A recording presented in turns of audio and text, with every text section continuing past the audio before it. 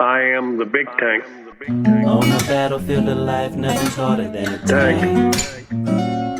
Yeah, have you ever met a man, heart's full of love, bigger than a tank?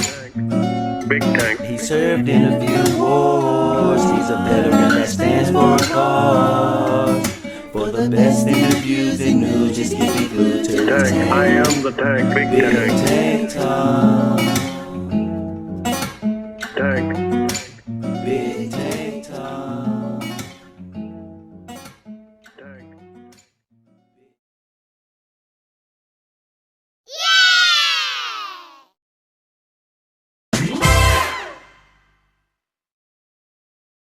All right, welcome friends to another episode of Big Tank Talk. Today I have the pleasure of introducing to you EmmaHuntArtist. She's a singer, musician, and an artist. And Emma, welcome to Big Tank Talk. Thank you for having me. I appreciate the opportunity, Tank. Really appreciate it. It's an honor to have you here, trust me. Now I start every interview with the same question, and that is, tell us a little bit about you and how you came to be on Clapper. Well, I basically I've had a bit of a funny life, but I ended up doing some songwriting coming out of a difficult relationship, and I found that art helped me manage my pain, and writing music helped me heal from abuse that I've been in. So I started off on TikTok, and I was quite happy with just one or two people there, and one of the first people that came along was Spring. And he was there. It was a big support right from the get-go, as well as just maybe 3 or 4 other people. And I was quite happy like that because I was such a nervous person. I got alopecia because of my nerves, for performing. And I was just trying to overcome my fear by pushing myself in there and doing it anyway, you know what I mean?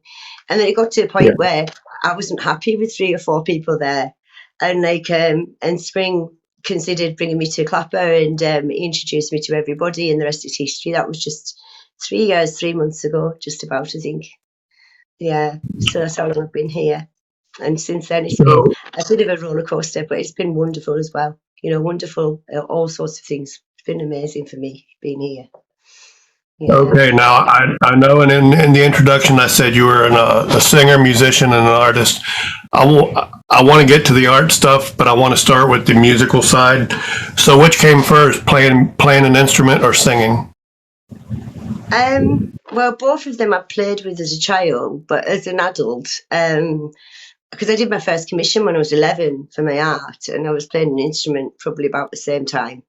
And I think even at that young age, I'd identified that it was very, very good for me to have a distraction in something creative, so I used the arts and music to sort of distract my mind from what was going on around me at the time. So even though I feel like as an adult it was a brand new concept, I think I was already aware of it as a child, but like my life took over.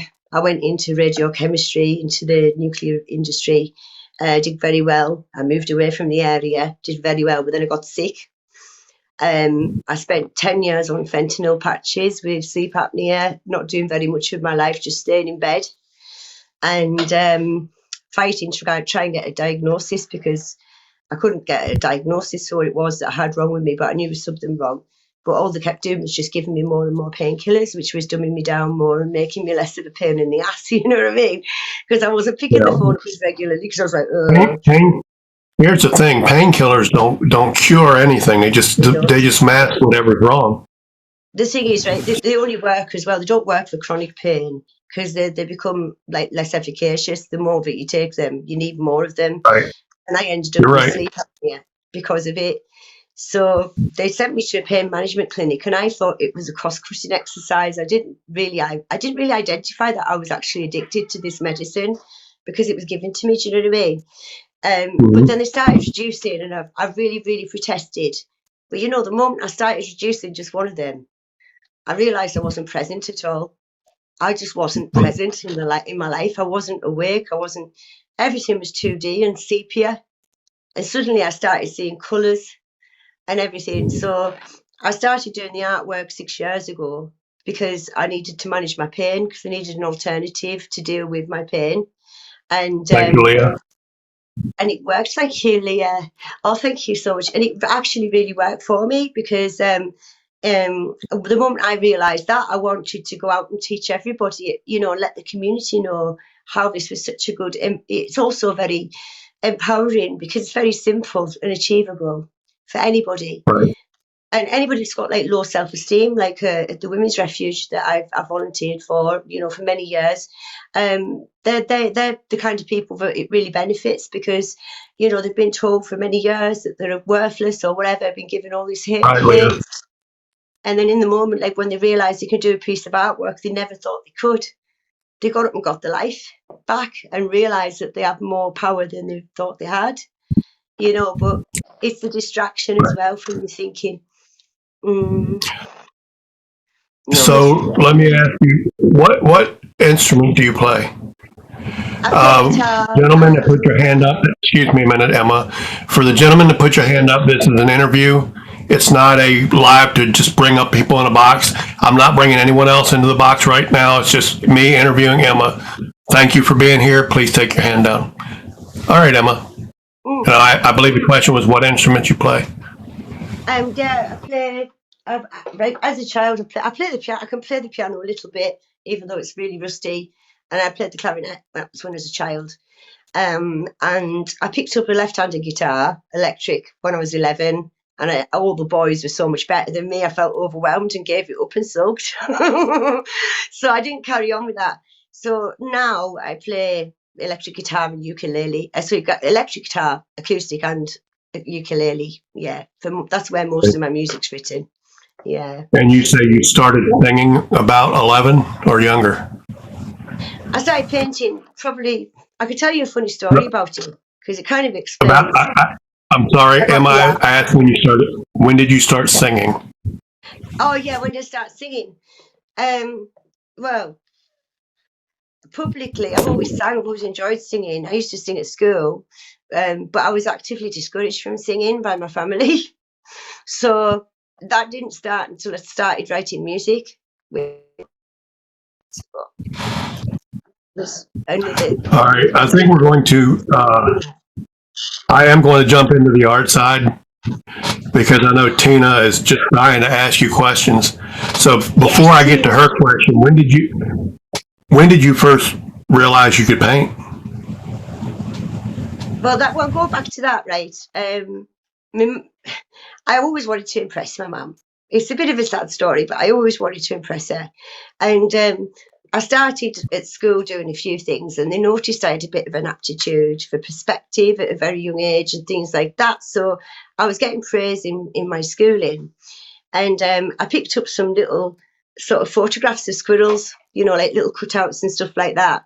And I started drawing these squirrels, and everybody was saying they're amazing. So I kept doing more before I took it home to my mum. And I got it home to my mum finally.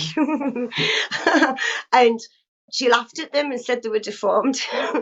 And do you know something? She said, you'll never be able to draw. But that was the catalyst. Nobody tells me I can't do anything, right? Not even at that age. And I picked up my pencil and I went, I'm going to show you that I can. And by 11 years of age, I was selling commissions. So that was from 7 to 11. I just kept applying myself until I could do it, just self-taught. Yeah, but the Bob Ross thing, you'll see my artwork, Tina. I absolutely adored Bob Ross and what he stood for. And I actually want to be a Mrs. Bob Ross one day and be able to give everybody teaching just like that for mental health. Yeah, that's my ultimate aim. Absolutely adore. I am not an artist, and I don't really know a lot about it. How would you characterize your art? How would I characterize it? Well, it's mainly pastels, landscapes. It's quite rigid, but I can do anything. I do anything. I can basically study anything and reproduce it. So, but I've tended to fall into pastel artists, landscape artists, really. Yeah. Tina asked, what is your favorite? If it helps, if it helps, Emma, I'll when the questions come up, I'm writing them down, so you don't have to feel like you answer them. You need to answer them as soon as they pop up. I'll make sure they get asked just the same. So, and obviously, her question was, "What is your favorite medium?" Definitely pastels. They were what I picked up 6 years ago, and they're really underestimated medium because they're very, very erudite. They last for forever as long as they're behind glass, and they're so easy to work with and so easy to teach as well. So When did you start teaching art? about 6 years ago, as soon as I knew it was helping me manage my pain, I wanted to go out there and teach my community for free. So I've helped veterans, homeless people, battered women, school children, vulnerable adults, and the list goes on, and that was I really might take you up on that. I might take you up on that. I'd like to learn to do something. I don't. Like I say, I've never called myself an artist, but I'd love to try. As Tina could attest, when I put a couple of pictures of my mom's paintings in her group, my mother is an artist. She quite good painter, quite a good painter when she was younger. Tina does ask, do you have a favorite artist that inspires your work? definitely Bob Ross. Bob Ross. I mean, if I show you a couple of the landscapes, you'll see Bob Ross in them. I just thought he was an incredible human being, and he was just like me. He just wanted to share beautiful things with people. Now, I'd like to ask Tina a question from the chat. Just bear with me a second because she saw the pictures my mom did. Tina, can you see Bob Ross's influence in my mom's artwork? Because she was a huge fan of Bob Ross. And she used to watch his show religiously, and she used a lot of his techniques. Yeah, I mean, I actually apply his techniques with the dry medium. Do you know what I mean? So,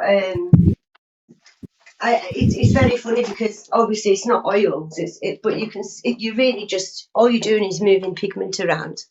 Do you know what I mean?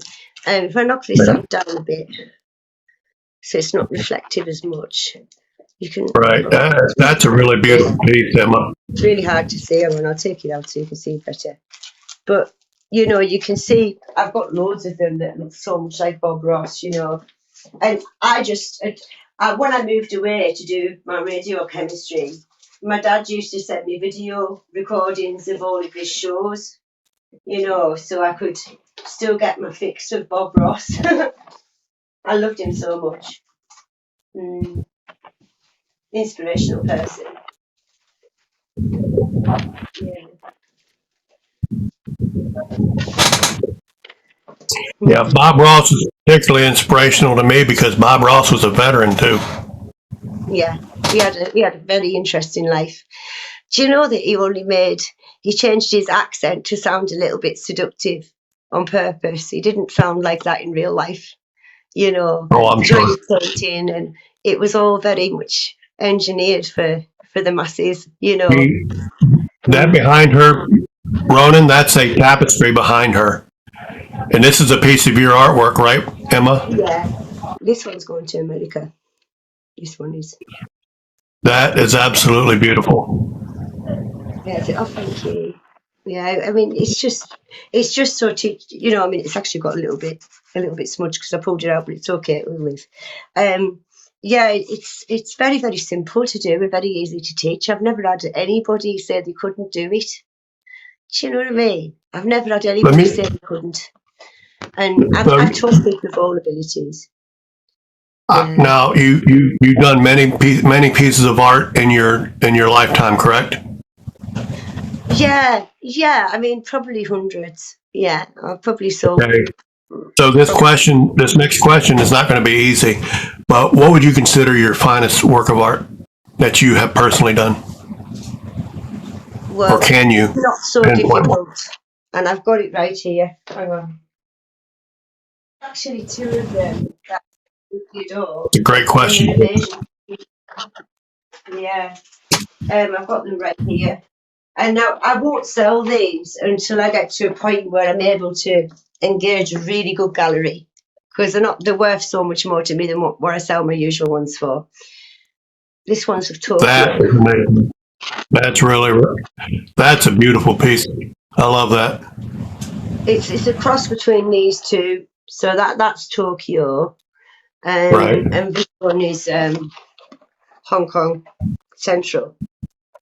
So they're both Asian cities. They're both beautiful.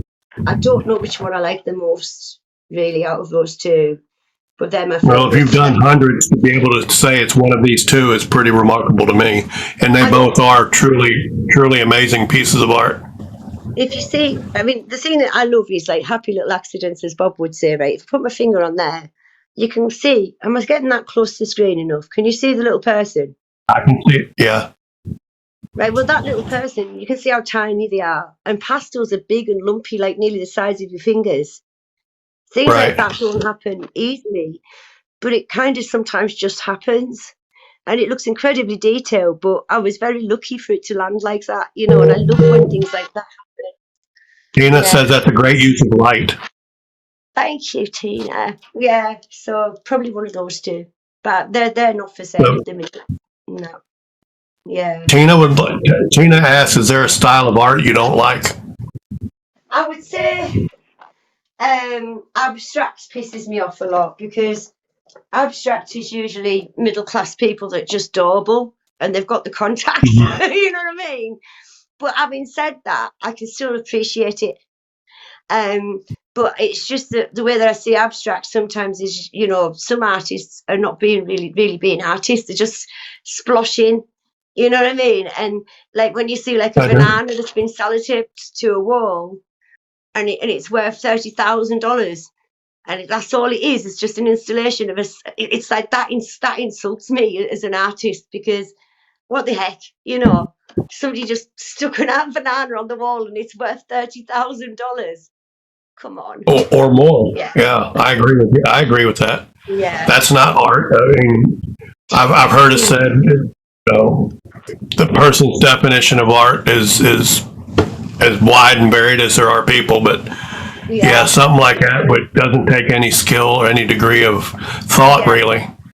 Yeah. To me, that's not art.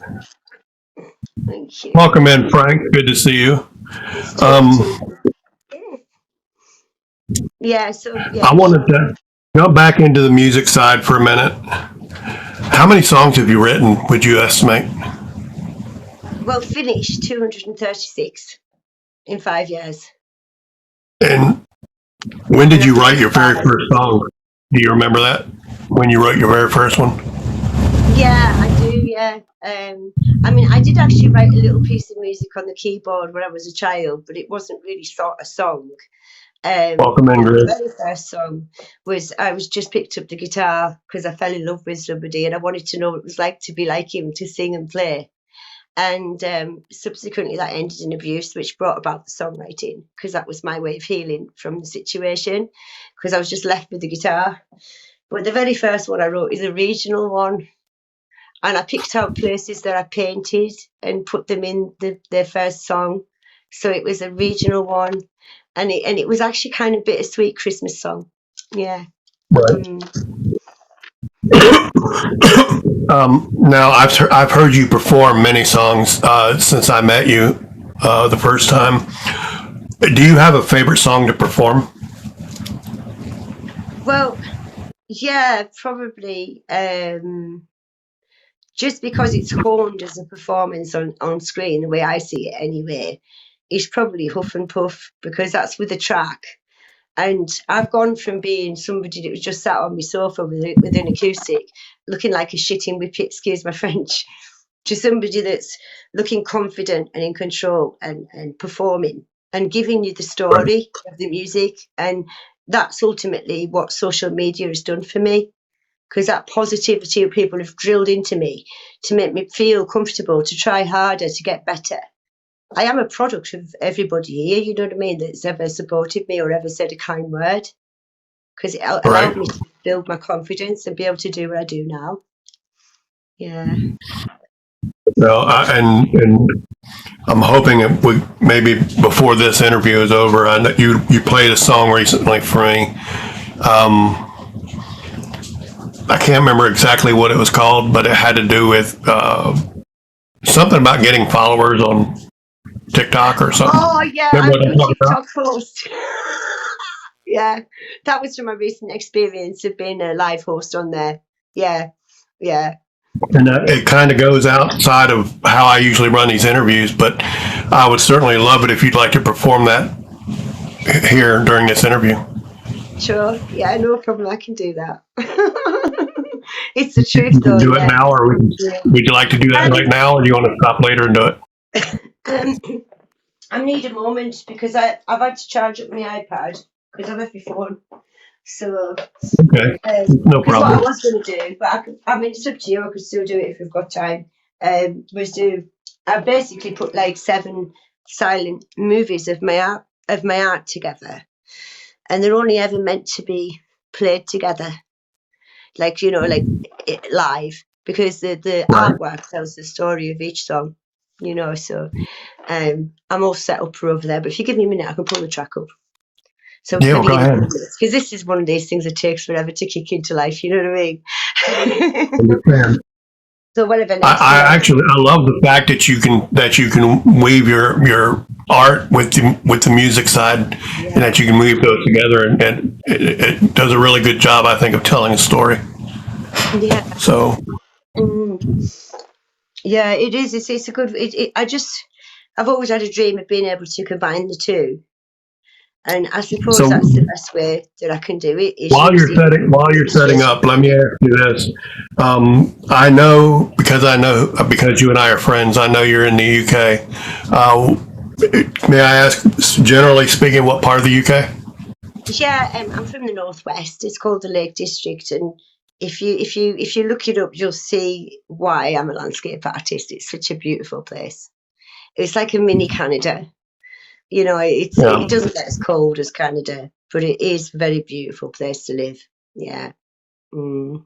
I've, But I've been in many countries in my life, but I've never been to the UK. So, hopefully one day, a little dicky bird told me that one hopefully. day you wanted to come over. Have you ever been in the United States? Yes, I have. Yeah, I came over when I was 19 for fun, and then I came over 2.5 years ago, and I brought some. I visited some friends on Clapper, and I went on a little bit of an adventure for a couple of weeks, and it was awesome. Yeah, it was really good. So that was like two and a bit years ago, and I would love to come back with my music to America. There's some songs that I feel would sit well, with an American audience. And Right.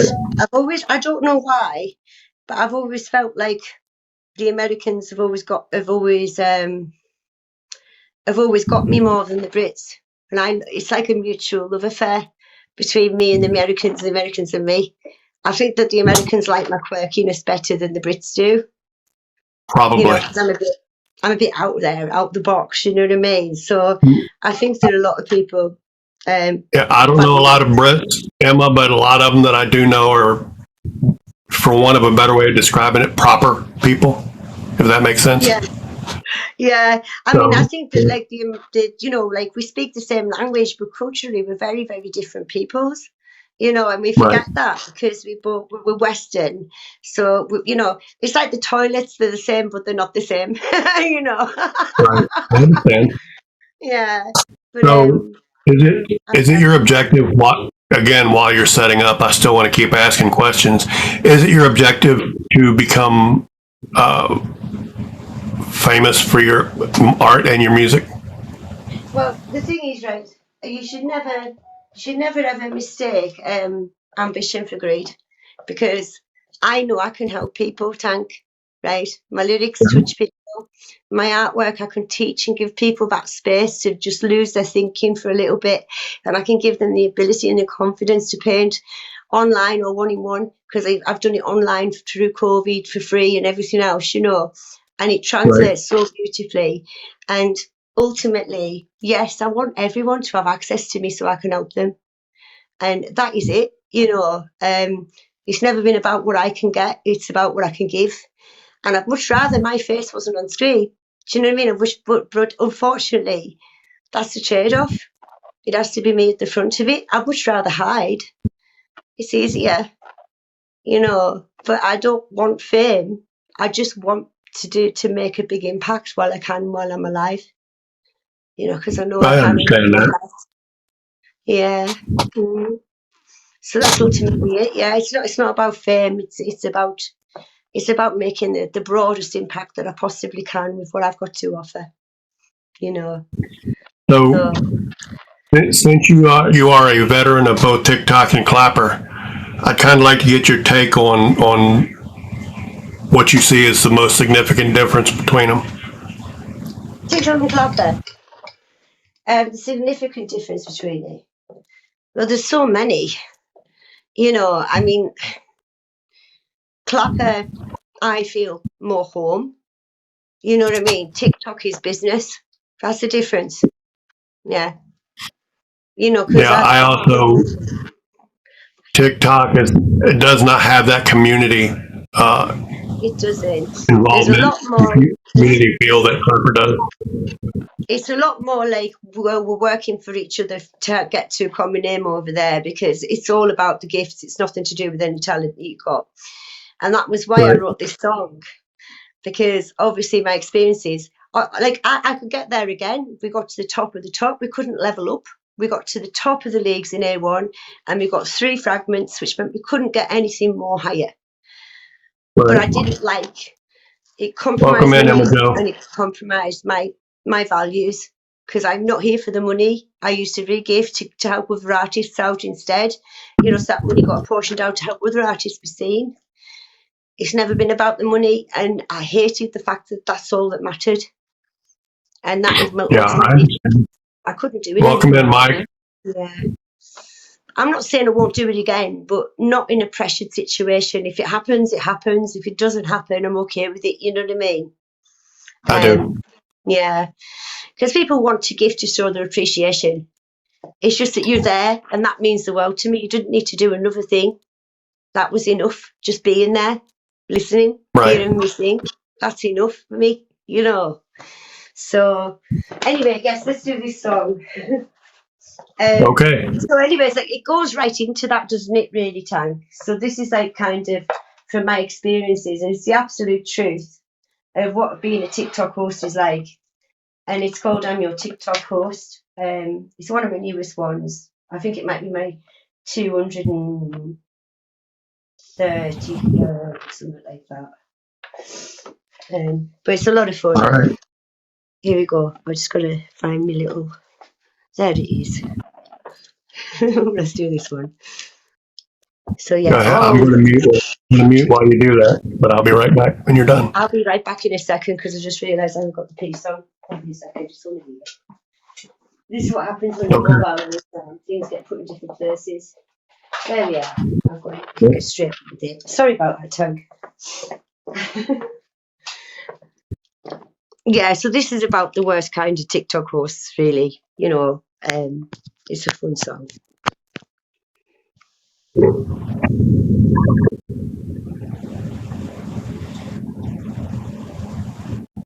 All right, I'm ready. Let's go. All right.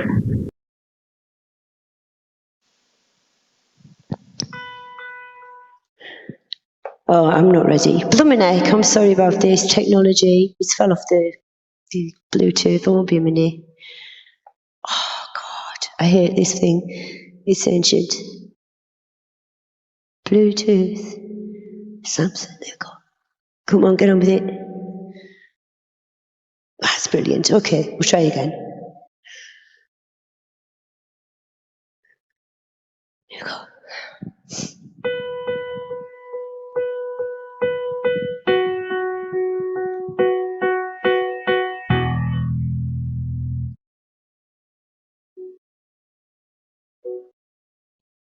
I put my feet up, got no bills left to pay. It's another sunny day. I'm getting lines on my live feed. It's like you know my need, but I don't hide my greed. I don't mean to sound so entitled, but can you give me everything that you got? Get your fingers on the screen and share the live stream. That would mean a lot. Don't you ever stop. The gift flashes in my eyes. It's just enough. I act surprised. I'll blind you with my lies. And your TikTok host, if you could throw me a uni or two, I'm gonna give you just what's coming to you. I'll be disingenuous, losing all interest. You know I must insist on only great big gifts. It's all on my agenda. I'm a great pretender. Go and thank the sender. I love you the most. I'm your TikTok host. Is your head spinning round, leaving a permanent frown? I'm pushing this campaign, you better let it rain. No rose on the glove, that's not nearly enough. Now it's come to reset, and I'm being a pest. Is it payday yet? You know I never forget. I'll just sit on my ass until you give me the cash. And after all you did, you got no thanks for it. Because I'm privileged. Love you the most. Oh yes! I'm your TikTok host. If you could throw me a uni or two, I'm gonna give you just what's coming to you. I'll be disingenuous, losing all interest. You know I must insist on only great big gifts. It's all on my agenda. I'm a great pretender. Go and thank the sender. I love you the most. But I'm in so much misery. I'm really not okay, can't you see? My mental health is spiraling. Can't you see how hard I am trying? And if that don't give me anything, I'll gaslight you in my mood swings. If you could throw me a uni or two, I'm gonna give you just what's coming to you. I'll be disingenuous, losing all interest. You know I must insist on only great big gifts. The sender, I love you the most. But I'm in so much misery. I'm really not okay, can't you see? My mental health is spiraling. Can't you see how hard I am trying? And if that don't give me anything, I'll gaslight you in my mood swings. If you could throw me a uni or two, I'm gonna give you just what's coming to you. I'll be disingenuous, losing all interest. You know I must insist on only great big gifts. It's all on my agenda. I'm a great pretender. Go and thank the sender. I love you the most. I'm your TikTok host. Thank you. I don't know if the track was a bit low because I'm on a different device. I love that, Emma. I really do, and I hope everybody appreciated the humor in it. It was really brilliant. It's a lot of fun. I don't know if the track was a bit too low though, because it sounded a bit thin because I'm on a different device. Yeah, I know, right, Ronan? It's the truth. I mean, I sing it to other people in battles, and I'm surprised I haven't been given so much shit. And I just say, if you think it's about you, it probably is.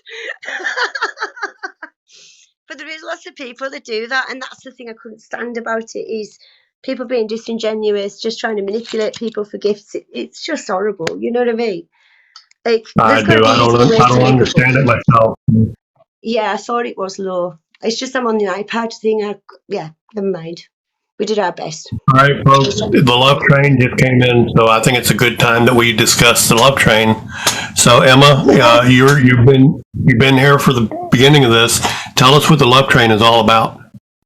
Well, the love train, which actually it's just been properly engaged with by Clapper, which I'm really excited about. They're on board with it as well. It's basically a little concept. I don't know if Spring wants to come up if you would like him to, or he would just stay on one screen. But he's driving the love train. Yeah, we can bring the love train account up and He can stay quiet as well, just mute. That's the whole point of it. The love. It's just and Lucy 29. I'm not bringing you up, so please put your hand down. This is an interview show. Friends, this is the love train account. We would like to see the love train account itself grow. So if you're not following, please give it a follow. And again, tell us what inspired the beginning of the love train, Emma. Well, I'd had quite a lot of trouble at one point, which actually led me to leave the app. And when I came back, like, you know, I haven't got any issues with anybody at all. You know what I mean? Not me, not my end. No issues at all. But I've seen like a lot of things that are still going wrong. You know what I mean? A lot of good people are stopping going live because there's so much drama going on around the app. And I just thought, well, wouldn't it be good if we had an account that was like a signpost? So when that account is live, you know you're going to a good live that's positive, where there isn't any drama, and you're going to have a great time there. You know, so that's the whole thing about it, is that it's not an ego, it's not a person, it's just an account that goes, I'm live, come and watch this. And we don't interfere with the host's live. It can just sit like it is there, looking pretty. And when people go live with that, then the other people that are following the Love Train will see it's live, and it's a beacon to bring people into to some brilliant lives, such as your own tag, you know. And that's the idea behind it, really, is just to give people, you know, I mean, we are an adult an adult app, so you can say shit and fuck, I don't care, you know, you can say swear words, Right. you can, it's up to you, as long as there's no hate speech and there's only something that's been imbibing and something positive going on with it, then I'm happy to have that on board, you know. So that's it basically. So just And I do love the idea of it, to, you know, and it's particularly helpful, you know, as new creators come in and they're just kind of finding their way around. You know, if they can be made aware of what the Love Train is about, then that will give them lives they know they can go to, and not see something they didn't want to see, or hear something, you know. Yeah. I don't like You know, people are more sensitive than others. You know what I mean? Some people are triggered by drama. Some people have got PTSD to deal with, and it's a difficult place sometimes because it's not very policed. We know that. You know what I mean? So if Yeah. it's just basically, I know there's so many people that were looking for positive places to go to, and I know loads of very wonderful positive hosts, and we've even got some people out of retirement just to do this, you know what I mean? So it's only been 2 weeks old. That's right, Emma Jo, 2 weeks. So we've only done 2 weeks of schedules. Oh, really? Sorry, y'all. Yeah, so like, I really don't. sorry, go on. No, go ahead. That chirping you heard, my continuous glucose monitor telling me to take a shot. Okay, that sounds like a good idea then. I can, well, this kind of shot though. Not out of a shot glass. Is it It's insulin. It is insulin, yes. I did, Emma.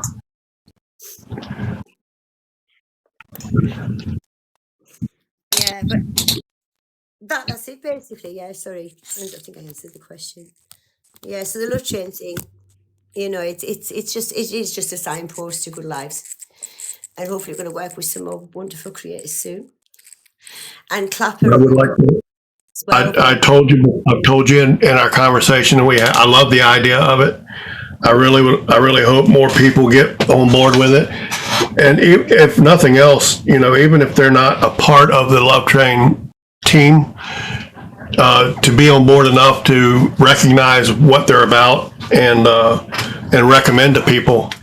You know, if you're not sure what live you want to go to, if you're just looking for a place to go and hang out, wallow and clapper, if you see them live, go where they're at, because that means that host is a good host. It's a positive place to be, and a lot of people just want that. They want somewhere that's a positive place to hang out and make friends and get to know people. I mean, like these social media apps are, you know, full of a whole world of lonely people, really, aren't they? Just looking to connect with each other.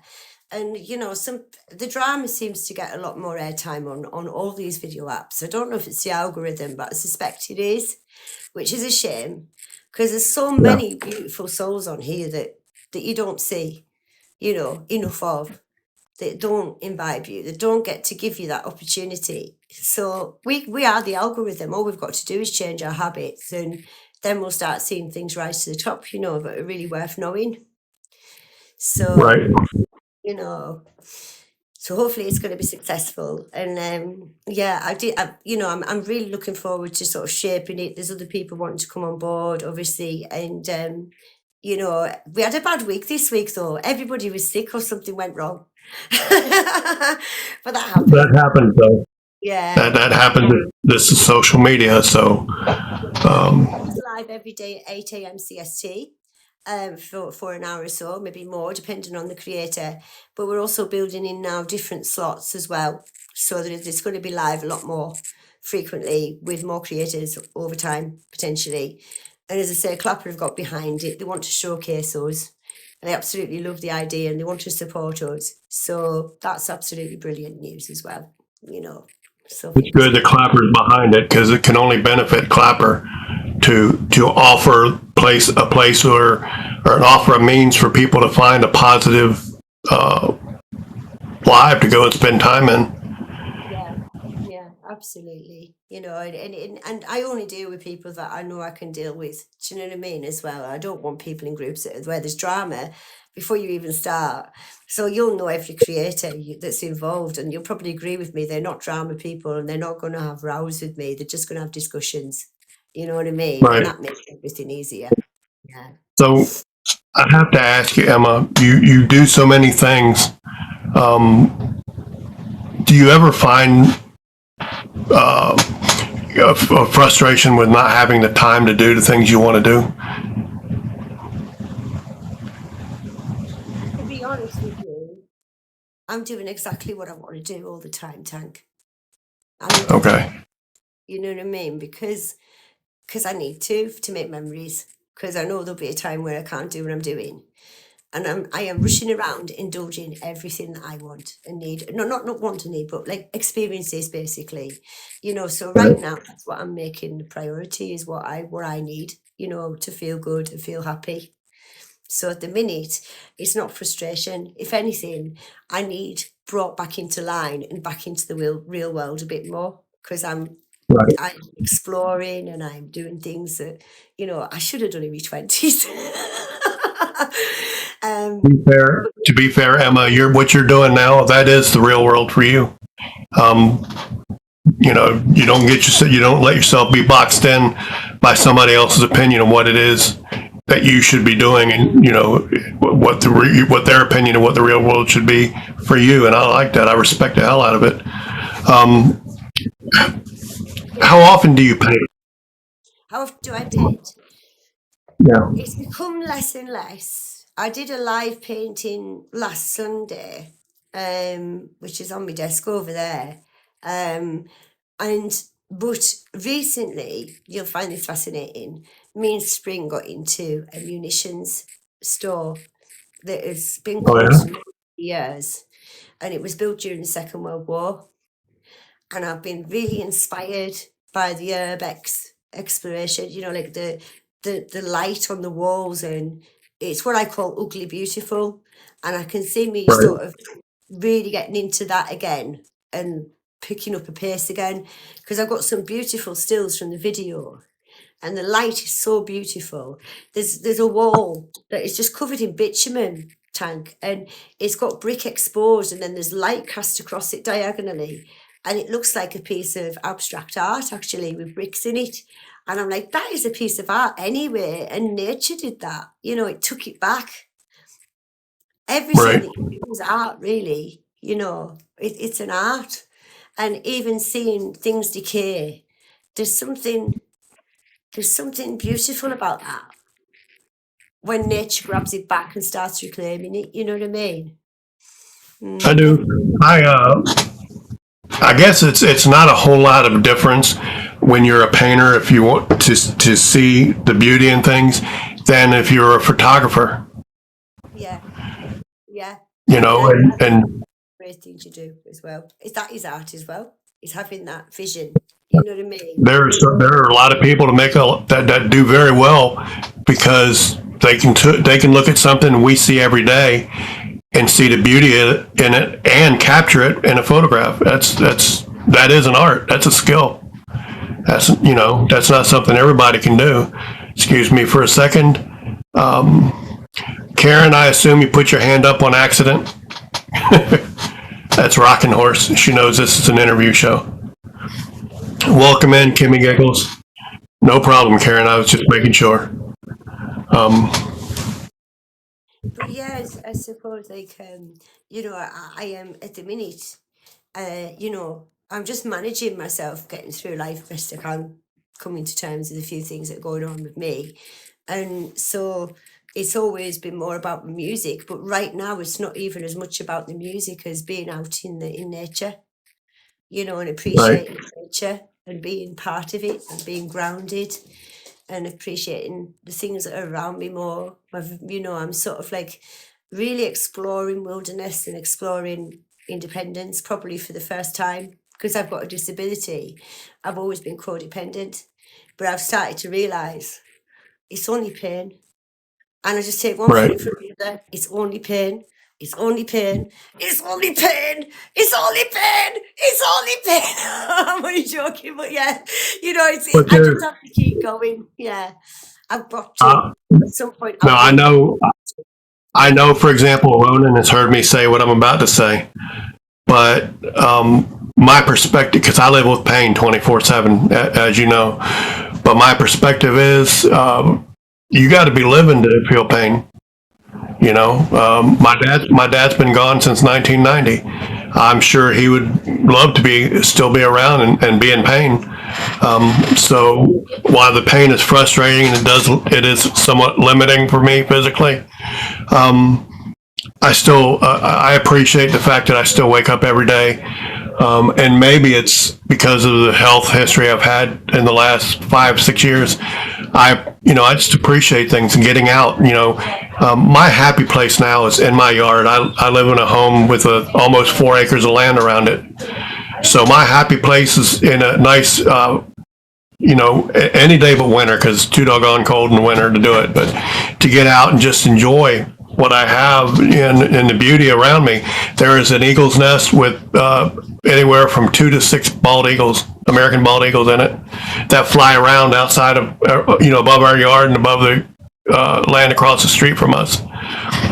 We have deer that come through our backyard on a regular basis, and they're out in the woods because I got, like 3/4 of my land is all woods anyway. So just getting out and seeing nature, I don't never really appreciated that like I do now. I used to be bored with up here. People used to say to me, like, why don't you love it? It's beautiful. And I was like, it's boring. Because when I was younger, it was boring. I wanted to go to the pubs and do shopping and stuff. I didn't want to, sit and absorb the sun on my skin when it first hits me, and you know what I mean, and feel that.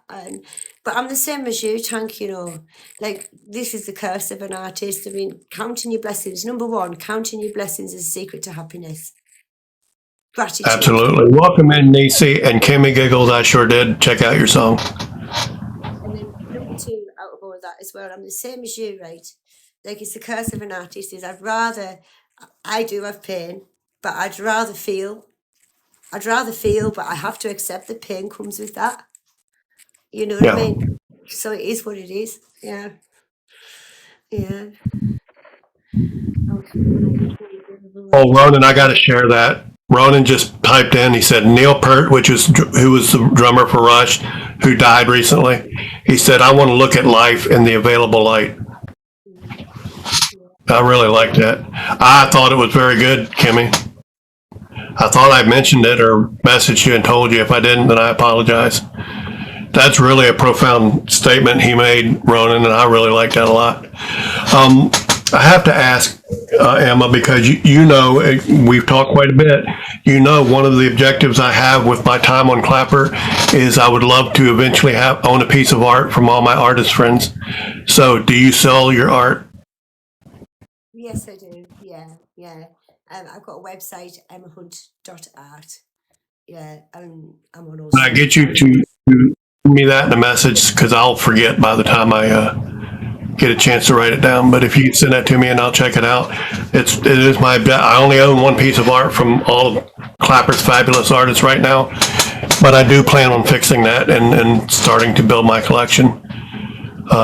Make me an art wall. It's called Clapper Art Wall. something like that, so I can post all the, hang up the art for all my friends.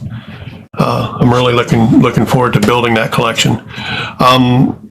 I do want to take a minute before we continue and let everyone know that next week my guest will be DJ Vito Zuppo. Oh, God. Yeah, Danny. That's going to be fun. Oh, Vito, and this weekend, Vito and basically his close knit group of friends are in Vegas, having a ball, cutting up as I expected them to. We're hoping next year Tabby and I can join them in Vegas, so that would be fun.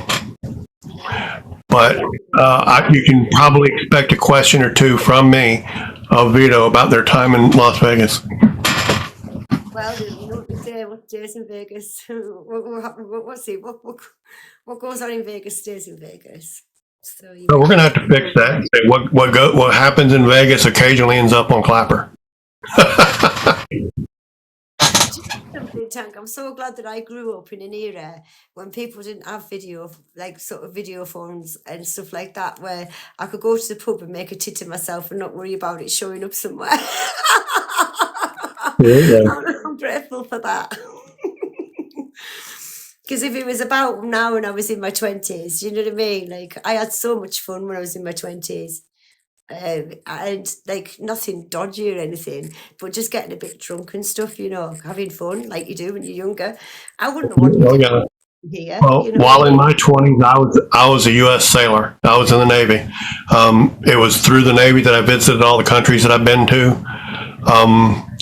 I was in my 20s when I went to Athens, Greece, and visited the Acropolis, which I never thought I'd be able to see, until the Navy made it possible. It also, while I was in the Navy, I went to Israel and and took a tour of the Holy Land there. So, I did a lot of living in the 20s. It's probably good that I wasn't not married and had a family to worry about when I was in my 20s. Yeah. I must admit, it's a tough world, isn't it, that we're bringing them into now. But then again, when you look through our ancestors, we've all gone out saying the same. Oh, well, it's so much harder these days. I'm so glad I'm not growing up in this world now and I'm shuffling off. Like, everybody says it, you know what I mean? We get to a certain age and we're like, nah, this is rubbish world now. In the Victorian times, and you look at like the rockabillys and all that lot, and when they were all frowned upon and like, nah, we all do it when we get old.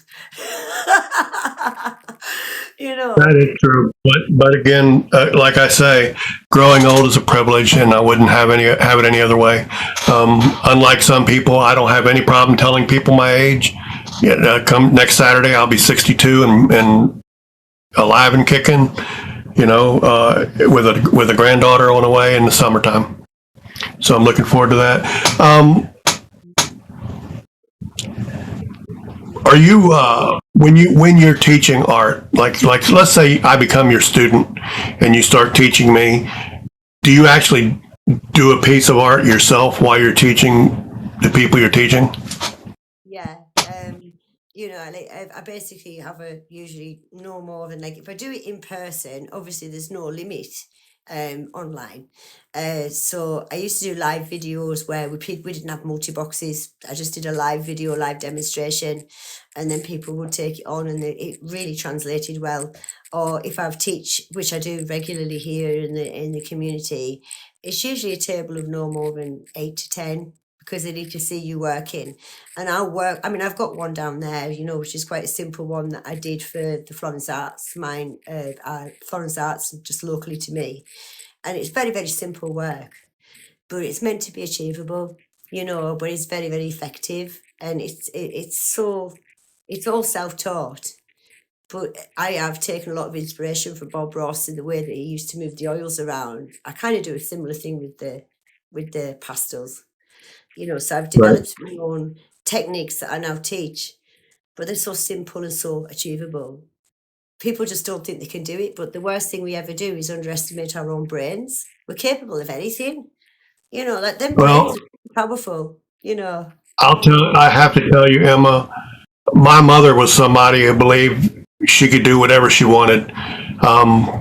She was a painter. She did wedding cakes and beautiful wedding cakes at that. She could not just paint, but with pencil and paper, she could draw, and she could draw people and do it very well. And that's one of the hardest things I think that I've heard from most people is actually drawing people. You know, but she's never been taught. That's the stuff she just picked up and decided she wanted to do it. And like she never took the closest she had to lessons in painting was watching Bob Ross on TV and then emulating his techniques. Same. And I wish I'd known your mum because we probably would have been very similar. Yeah. I got to believe I've never really tried doing things like she did, but I am her blood. The only thing I've ever tried doing was writing a book, and I wrote and self-published a book. So I'm probably, if I decide to start painting, I'll probably figure it out. I may not ever be a world-renowned artist, but I might be able to produce something I'd be willing to hang on my wall, and that would be enough for me. You will do. It's, you know, I mean, I've taught people of all ages and abilities, you know, Tank, and I've never had anybody disappointed. People always do better than they imagine they can, you know. So Yeah. Peterbilt, who is my friend Danny, he wants to know what inspires you every day. What inspires you? Nature, the beauty of the world. It's free. It's beautiful, you know. Now, a similar question with regard to TikTok/Clapper, because that's where I know you best from. Who in those apps inspires you, or does anyone? Oh, that's quite a tricky one. Because there's quite a few actually. You know, I just love to meet the people that are like me, that are bright and vibrant and giving, that are here to enrich people. And there's multiples Yeah. of them if you know where to look. And you're one of them, Tank. You know, I'm not trying to butter your toast, but you're that kind of person. You're giving something, you're not taking away. I appreciate that. It's really, really inspired me. I mean, because there's so many big creators on Clapper, but I'm struggling to think of any on TikTok. How about that gentleman creeping around behind you during the live? Oh, he's my biggest. I love him to pieces. Yeah. Do you know something? I wake up every day and I tell myself how lucky I am that he chose me to be his best friend. Me. Because he's such a wonderful. Yeah, he's a pretty amazing guy. I don't know him like you do. You know, I've gotten to know him a little bit through watching him in lives and stuff, but yeah, he seems like a pretty amazing person to me. I am so blessed, you know, because he facilitates. We wrote a song together actually, which is really beautiful, and it's about our friendship, you know. And I've just never met, you know, like anybody like him. I wish I'd met him when I was younger. Do you know what I mean? To be taught what a decent man should be. I know that sounds like I'm down in the male population. It's not that. It's just that I've been very unfortunate with my experiences in my life. That's all. You know, it's nothing to do with men being shit or anything. But like, I would have loved to have had him as an example when I didn't have an example. I understand that. Do you guys get an opportunity to sing together very often? Not as often as we'd like. He's visiting at the minute because it was my birthday, obviously. So he's been up for a bit of a visit. So he's going back soon. On you know, but we actually live quite a distance away from each other, so we don't get the opportunity to sing together as much as we like. But I tell you what, right? When we are together, it's just in the name of art. We have the most amazing adventures, don't we? Don't we, Spring? Like, just because of art, just because we want to get up and catch that sunrise, or, you know, I've got a silly idea of something I want to do, and we're off. And, you know, even though I'm leading the train, if you like, mostly, because it's usually me and my stupid ideas, we've had the most amazing experiences and memories together, just for that purpose. Just because. And you really can't put a price on that, Emma, having somebody that you really vibe well with like that. My best friend is a gentleman named Ronnie, Now, I'd say over the last 30 years, we've spent very little time actually together, because I live in Missouri, Midwest USA, and he lives in Massachusetts, way over on the East Coast. So we're like 1,300 miles apart. But we've been friends for 46 years. When we get together, it's like we were never apart. You know, we fall right into the amazing conversations, and he is quite simply the best human being I've ever met on the planet, ever. Get out today, what are you doing? Earl, get down. Oh my God. This is Earl, and he's my little pain in the ass. I've just got to put him out, sorry. He goes after me. Go on. Go on. Nothing can work. Irish Rose, I did not know that. He's in Bedford, if you know where that's at. You get an idea where my best friend lives. Yeah, sorry about that. That was just my cat. Little news. I've been blessed to have some really good friends, and there's probably a circle of about eight to 10 of us that have been all been friends together for well over 40 years. And we're spread all over the United States, South Carolina, Massachusetts, Texas. I'm in Missouri, and some are in Virginia.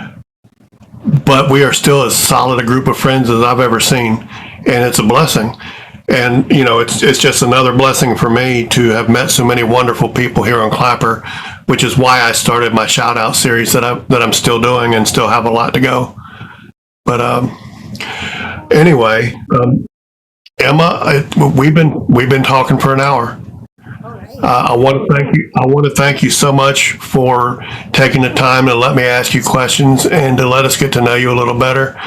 I really appreciate you singing the song for us during this live. I love it. I'm really looking forward to hearing it again already. So, if that tells you anything, but I want to let you guys I want to remind you guys, my karaoke live is Tuesday at 8:00 Central Time. My hangout live, which is just hanging out and talking with me, or like Friday, primarily me, Bluesman, and Ronan hung out and was listening to music, and just, you know, because we're all within a few years of each other, so our taste in music is pretty similar, and that was a night that's something I needed Friday night. And then I do interviews every Sunday at 3:00 Central Time, and next week we'll be interviewing DJ Vito Zuppo. He's a really great guy. He's one of my best friends on here, and I'm really looking forward to that. Emma, thank you so much for being my guest today. Thank you so much, guys. Thank you so much for the opportunity. And obviously, looking forward to next week. You're going to have fun with that one. Don't forget, guys, keep your eyes open for the Love Train. If you see them in a live, that's a positive live to be in. Stop in, say hey, just show them a little love. And with that, you guys have a wonderful rest of your Sunday. Bye, everyone. Thank you so much.